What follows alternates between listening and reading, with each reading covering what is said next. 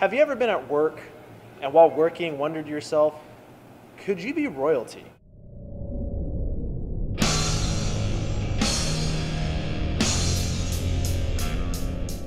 We're here tonight at Brennan Theaters watching Jupiter Ascending with Mila Kunis and Channing Tatum. The idea of this movie is what is interesting. If you see the poster, it's like space and stuff and Earth, and you're like, I'm interested in it. The idea of what they're doing is phenomenal. However, like an hour and a half into the movie, what it feels like anyway, like maybe like 40 minutes, you don't know what the is going on. You're kind of like, I'm supposed to care about you because you're Mila Kunis, but I'm supposed to care about you. Why? I don't know. Explosions and things. And then after it does this huge old thing, and then it finally settles down, and then they start bringing it in to make the picture. You're like, oh, makes sense. Don't know why you did it that way, but okay. But the stuff they show you and tell you in this movie, you're wanting to see more of it. I'm not getting that. Think of it like Star Wars being redone, and it wasn't called Star Wars, it was called something else, and this was it. They didn't captivate it enough. Great eye candy.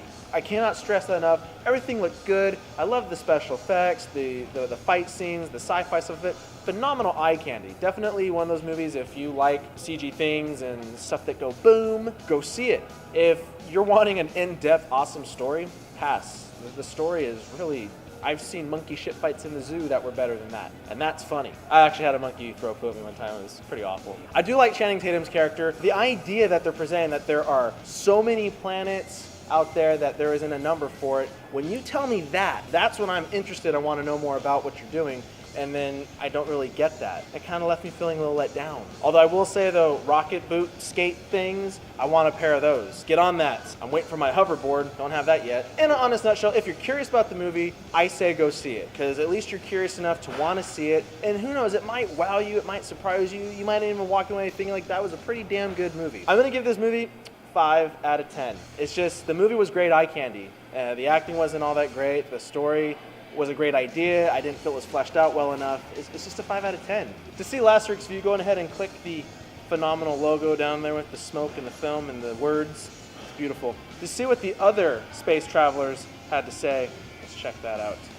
This movie is a mixed bag. It was torturing me during this movie in so many different ways. The best way to describe this movie, in my opinion, is space Game of Thrones. But you're not going to know that until you're about 50% through the movie. They do what I consider to be a cardinal sin in movies, and that is they don't tell you what's going on. And not in a, we're going to give you a little bit and keep you guessing kind of way. No, in a, we're literally not going to tell you anything. You're not going to know anything of what the point of this movie is, why I care about these characters, who is who, nothing. They're just going to show you random stuff until halfway through the movie when it all makes sense. And that's the wrong way to do it, because when you're halfway through the movie, you're done already. And the most frustrating part of this movie, and why I considered it to be torture, is it had a great concept. When you do finally figure out what's going on, and you do see the whole Game of Thrones game thing going on, it is awesome. I think it was really well done. I think all the characters had their own believable, pitch in this and what they wanted from it, and the way they're all playing each other and stuff like that, which second you get halfway through the movie, it's all obvious what's going on. It was good.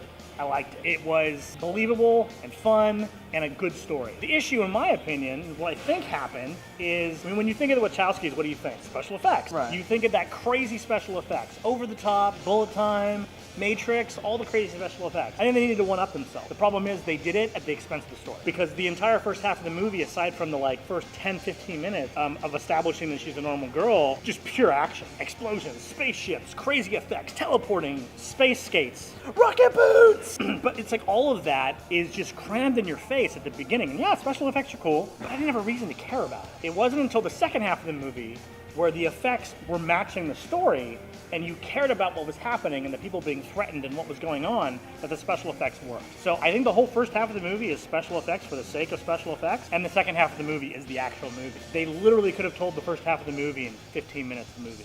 Absolutely. It had a lot of story potential, but the way it was executed, not the best it possibly could be. Pacing, not telling the story right away. Although I believe the reason for not explaining what's happening right away is they want the viewers, the audience, to be on the same level as Mila Kunis' character. She doesn't know what's going on, neither do we. So we're kind of with her on the same level. Great visual effects, great action sequences. Nothing really looked fake, but who knows what Jupiter looks like from deep down in the red spot. Acting was okay, but the weakest part about this production design was the script not dialogue. Great story potential, just not executed the best it could be. I'm going to give this a 6. So when it comes to score, it's hard because I want to give it a high score because I enjoyed the story when I got to a certain point, but it's just badly constructed as a movie as a whole.